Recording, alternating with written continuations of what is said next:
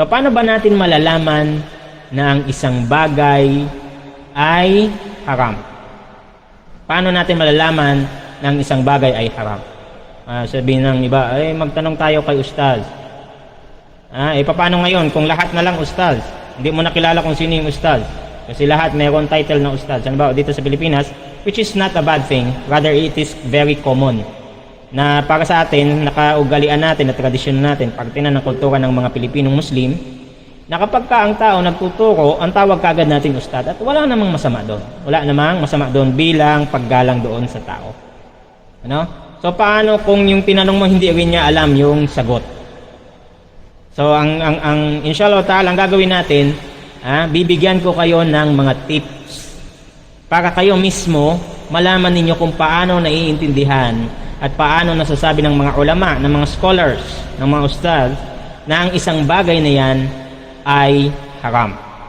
Na ang isang bagay na yan ay haram. So, ang mga sumusunod ay mga basihan mula sa hadith at Quran. Mula sa Quran at hadith, kasabihan ng Propeta Muhammad sallallahu alaihi wasallam. So, ito yung mga sabihin natin siyag. Ibig sabihin natin mga siyag, ito yung mga salita na kapag ka nakita mo sa Quran, nakita mo sa mga kasabihan o sa hadith ng Propeta Muhammad sallallahu alaihi wasallam, ito ay nangangahulugan na ito ay haram, ito ay pinagbabawal. Una, yung tinatawag sa Arabic na an-nahyul mutlaq. Ibig sabihin yung direktang pagbabawal. Yung mismo yung bagay na yon binanggit na hindi mo dapat gawin. The moment na makita mo sa Quran o mabasa mo sa hadith yung salitang huwag, ano man yung kasunod nun, kapag sinabing huwag tapos direkta, wala siyang kahit anong palatandaan na mayroong exception, direkta siyang ipinagbawal, sinabi nun huwag kang ganito, huwag kang ganyan, ibig sabihin yung kasunod nun ay ipinagbabawal. Pinakamagandang example dito, wala taqrabuz zina. Wala taqrabuz zina. So dito direkta na ipinagbawal. Alin? Huwag kayong lalapit sa zina. Huwag kayong lalapit sa zina. At this is one of the beauty of Islam. One of the beauty of Islam, hindi siya actually basta-basta lang nagbabawal ng isang gawain. Bagkos, binabawal niya lahat ng mga daan na magdadala sa iyo doon sa gawaing yaon. At ito yung pinaka-perfect example, itong verse na ito na sinabi ng Allah subhanahu wa ta'ala sa Surah Al-Isra, verse 32, sabi niya, huwag kayong lalapit sa zina. Huwag kayong lalapit sa zina, doon sa pangangalunya, doon sa pakikipag-relasyon o pagkakaroon ng sexual activity beyond or before wedding, before marriage. So, any path, any daan, kahit anong daan na maghahatid sa iyo doon sa paggawa ng zina, yan ay ipinagbabawal. Yan ay haram. Yan ay haram. So again, ano yung unang palatandaan ng isang bagay ay haram? Kapag nabasa mo sa verse ng Quran o sa hadith ng Propeta Muhammad sallallahu alaihi wasallam, nakasulat doon, huwag. Huwag. Sa English, do not. Hindi do not, do not.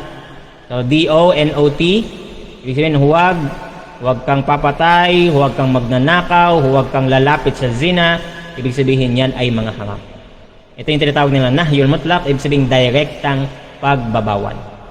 Ikalawang palatandaan na ang nababasa mo, gawain, o kaya naman yung bagay na babanggitin ay ipinagbabawal, kapag ka nandun yung word, yung salitang haram. Andun yung word na salitang haram. Halimbawa, yung verb yung ginamit dito, hindi mismo yung word na haram. Yung verb na ginamit is yung hurimat. Hurimat alaykumul maita. Sabi ng Allah subhanahu wa ta'ala sa Surah Al-Ma'idah. Verse 3. Verse 3 yata. Surah Al-Ma'idah verse 3. Sabi ng Allah subhanahu wa ta'ala, hurimat alaykumul maita wad-dama wa lahmal khinzir ila akhir al-ayah. So, sabi niya, ipinagbabawal sa inyo. Dito, masyadong maliwanag. Ipinagbabawal sa inyo yung patay yung double dead, yung hindi kinatay, at yung dugo, at yung karne ng baboy, at marami pang iba na binanggit dito. So dito, masyado siyang literal. Specific mismo yung word. Hindi mo na pwedeng sabihin, ang ibig sabihin ng hurimat dyan ay ganito, ganyan. Hindi. Dito naging sabihin natin diretsahan mismo sinabi ng Allah subhanahu wa ta'ala. Hindi niya lang sinabi na huwag. Kanina huwag lang, ngayon dito sinabi niya haram, bawal. So anything na nauna dito yung word na hurimat, ibig sabihin yan ay ipinagbabawal sa atin. Ano pa yung isa? Sa isang verse, wa yuhillu lakum at-tayyibat wa yuhillu lahum at-tayyibat wa yuharramu alaihimul khaba'ith. At halal sa kanila ang mga malilinis at ipinagbabawal sa kanila yung mga madudumi na nakakangiri. So dito kapag narinig mo yung salitang haram, hurimat, yuharramu, yung mga ganyang words, automatic yan ay pasok doon sa sinasabi natin na ipinagbabawal na mga bagay. Sumunod, nagbabasa ka ng verse o kaya hadith, hindi mo nakita din yung word na huwag, hindi mo nakita yung word na haram, pero ang nakita mo naman doon ay sinabi, hindi halal. So basically, dinefine niya lang yung kahulugan ng haram. Sabi niya, hindi halal, la yahil. La yahil. Hindi halal. So ibig sabihin, yan ay ipinagbabawal, yan ay haram. Halimbawa nito, sinabi ng Propeta Muhammad sallallahu alaihi wasallam, la yahillu malam ri'in muslim illa bitibi nafsin min. Hindi halal ang kayamanan ng isang Muslim liban na lamang kung ito ay kanyang pinapayagan. Ibig sabihin, kung nagkaroon kayo ng transaction sa pagitan mo at pagitan ng Muslim at napipilitan lang yung Muslim na yon, napipilitan lang siya yung Muslim na yon doon sa transaction na yon. Let's give an example. Pinautang mo siya ng pera, hindi niya ngayon mabayaran yung utang niya kasi tinadhana ng Allah subhanahu wa ta'ala, meron pa siyang mga pangangailangan na emergency, doon niya nagastos yung pera. Tapos sabi mo sa kanya ngayon, dahil hindi ka pa naman bayad, ibenta mo yung sa akin yung cellphone mo worth 20,000, ibenta mo na lang ngayon ng 10,000. So dito wala siyang choice kasi nga nahiya siya na hindi kanya bayaran, hindi niya gusto ibenta yung phone niya, pero dahil yun yung nilagay mong kondisyon para hindi mo na siya singilin, ngayon sasabihin niya, sige na, benta ko na lang ng 10,000. So dito nililiwanag sa atin ng Propeta Muhammad sallallahu alaihi wasallam na hindi halal na makipag-transact tayo doon o kunin natin yung pera ng kapatid natin na hindi ito taos-puso na kanyang pinayagan. Hindi siya sang-ayon doon sa pagbigay ng kanyang pera o kung ano man yung kanyang kayamanan na nais siyang ibigay. So any hadith, any ayah na nandun yung word na la yahil, hindi halal, so by understanding, ibig sabihin haram. By understanding, ibig sabihin haram. Sumunod na siga ay yung pag-utos na layuan ang isang bagay. Kanina sabi natin, huwag, nandun yung huwag, nandun yung haram, nandun yung hindi halal. Ikaapat, kaya kapag inutusan ng Allah subhanahu wa ta'ala tayo o ng Propeta Muhammad sallallahu alaihi wasallam na layuan, iwanan ang isang bagay. Halimbawa, sabi ng Propeta Muhammad sallallahu alaihi wasallam, ijtanibu as-sab'al mubiqat. Layuan ninyo yung 7 malalaking kasalanan. Ngayon, pautos. Pautos. Ano yung pautos? Sabi niya, layuan mo. Pautos, pero pautos na layuan mo. Hindi niya sinabi na lapitan mo. Hindi. Pautos na layuan mo. Ijtanibu, utruku. Kapag narinig niyo yung mga dyan, iwanan ninyo. Uhjuru, layuan ninyo. Iwasan ninyo. Yung mga ganyang word, yan ay nangangahulugan na yung bagay na yon ay ipinagbabawal. Pinagbabawal. Taib. Ikalima, at ika-6, pagsamahin natin insyaAllah ta'ala, kapag ka mayroong kaukulang, kaparusahan dito sa mundo o kaya sa kabilang buhay. Kapag yung isang gawain, ginawa mo At mayroong nakasaad sa Quran at sa hadith ng Propeta Muhammad sallallahu alaihi wasallam na ang parusa ng taong gagawa nito o ang gagawa ng ganon ay ganito. Ibig sabihin yan ay bagay na ipinagbabawal. Kapag may kaakibat na kaparusahan, number 1 dito sa mundo. Halimbawa nito, az-zaniya waz-zani fajlidu kulla wahidin minhuma 100 jalda. Ang nangangalunya na lalaki na babae at lalaki ay latiguhin sila bawat isa sa kanila ng 100 beses. Kung mayroong Islamic law, ina-apply ito.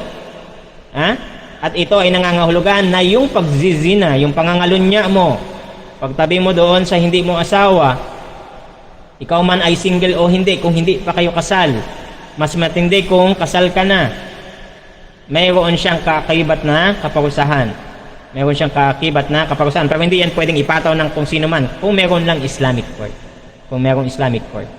So ito, nangangahulugan, Waalaikumsalam warahmatullahi wabarakatuh sa mga nanonood sa live. Ito ay nangangahulugan na kapag ang isang bagay may kaakibat ng kaparusahan, yan ay haram. So yung parusa na binanggit natin kanina sa verse, yung parusa na nandito sa mundo. Paano naman kung yung parusa sa kabilang buhay? Mas lalo na ang bagay na yon o gawain na yon ay haram o ipinagbabawal. Halimbawa nito, sinabi ng Propeta Muhammad sallallahu alaihi wasallam, alladhi yashrabu fi aniyatil fidda fa innama yajarjaru fi batnihi nar jahannam.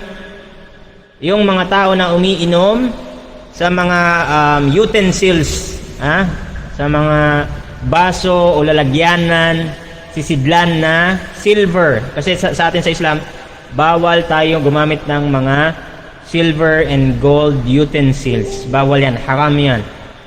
So, ang sabi ng Propeta Muhammad sallallahu alaihi wasallam, yung mga tao na gumagamit ng silver na mga utensils at saka ng ang tawag nito ng mga gold, pero dito sa hadith na to, yung silver lang, siya ay gugulong-gulong at sabihin natin siya ay makakaramdam ng matinding kaparusahan sa kanyang tiyan sa impyernong apoy, apoy. So itong mga binanggit natin na ito, kapag ka nakita nyo yung mga words na ganyan, bawal, huwag, hindi halal, layuan ninyo, ang kaparusahan sa paggawa nito ay ganito, yan ay nangangahulugan na haram. Yan ay nangangahulugan na haram. At sa panahon ngayon, inshallah ta'ala, madali na lang ngayon maghanap ng mga kasagutan. Ang isang bagay ba ay halal o haram? Ang problema, kanino ka makikinig? Kanino ka susunod? Ito yung dahilan kaya natin binabanggit sa inyo. Kasi hindi lahat ng mga ustad sasang-ayon sa opinion ng ibang mga ulama, ng mga kibar, ng mga mas maalam pa sa kanila. May iba, kasi nga maapektuhan yung kanilang interest.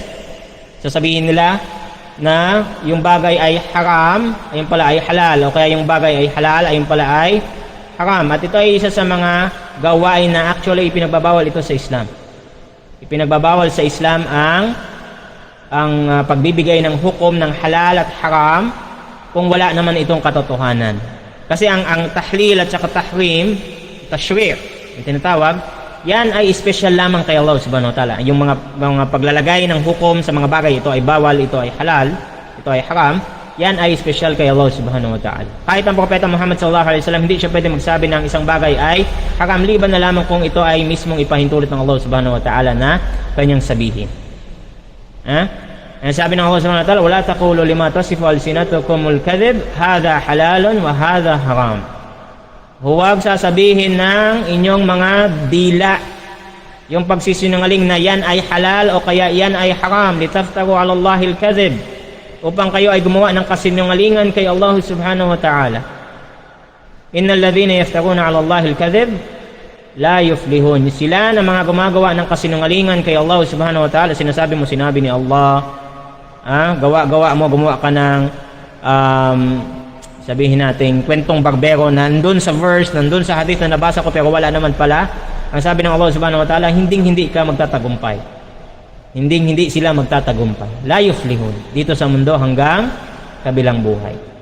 So again, gusto mong malaman na halal at haram yung isang bagay, binanggit natin kanina. Tignan mo, ano yung katibayan?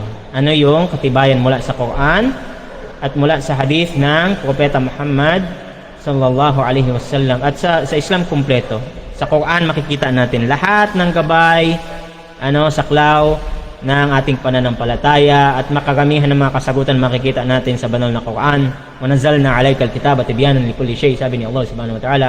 Binaba namin ang aklat bilang sa iyo ang aklat bilang pagpapaliwanag sa lahat ng mga bagay at gabay at awa sa sangkatauhan at sa mga mananampalataya.